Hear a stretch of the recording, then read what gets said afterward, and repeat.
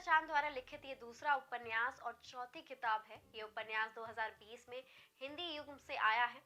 Novel में 220 page है।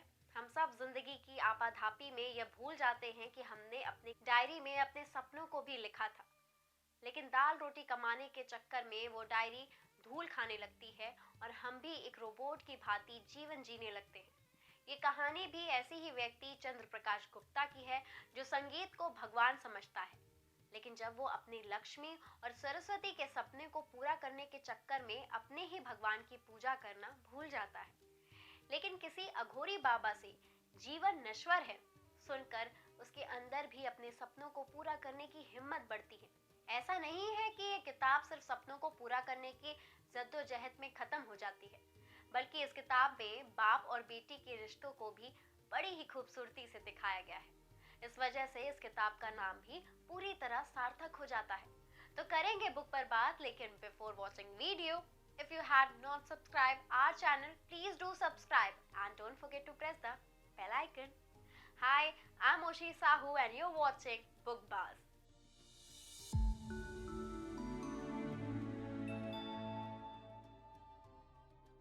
पापा मैन निखिल सचान की चौथी किताब है, जिसकी कहानी लोगों को इतनी पसंद आई कि किताब की रिलीज के पहले से ही इस कहानी पर फिल्म बनाने का काम शुरू हो चुका है। कहानी छुटकी और उसके पापा मैन चंद्र प्रकाश गुप्ता की है, जो रेलवे में टिकट बनाते हैं। छुटकी आईआईटी कानपुर में पढ़ती है, इनोवेटर है और आगे की पढ़ाई के लिए एमआईटी यूएसए जाना चाहती है। वह बचपन से ही अतरंगी सपने देखती है। उसे कभी एस्ट्रोनॉट बनना होता है, तो कभी मिस इंडिया, तो कभी इंदिरा गांधी। सब कुछ तो बन नहीं सकती थी, लेकिन चंद्र प्रकाश ने उसके सपनों को कभी बचकाना नहीं कहा।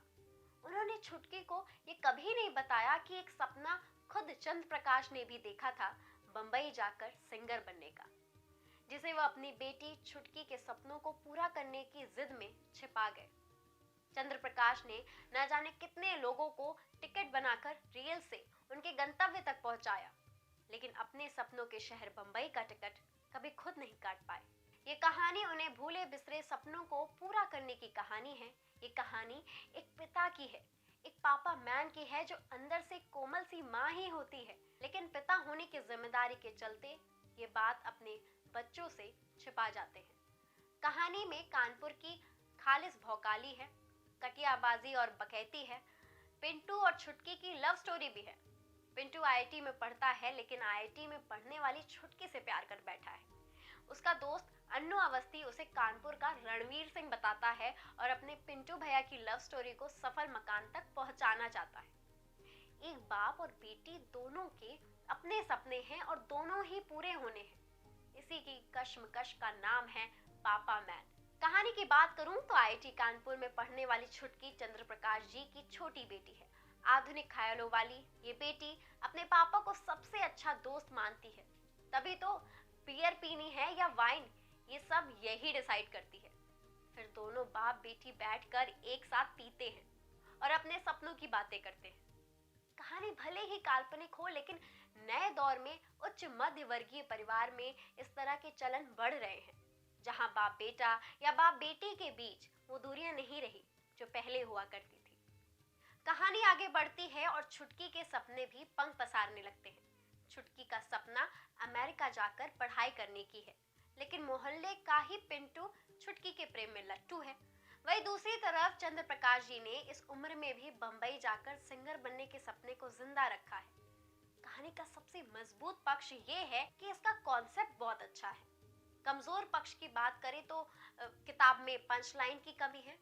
सिवाय इसके पुरुष अक्सर ऐसा करते हैं, वह अपने भीतर की स्त्री को हमेशा दुनिया से छुपा कर रखते हैं और जीवन भर इसकी पीड़ा झेलते हैं। इस तरह की और पंचलाइन लिखी जा सकती थी और कहानी में गुंजाइश भी थी। कुल मिलाकर लेखक ने बढ़िया कोशिश की है और किताब पढ़ने योग्य है।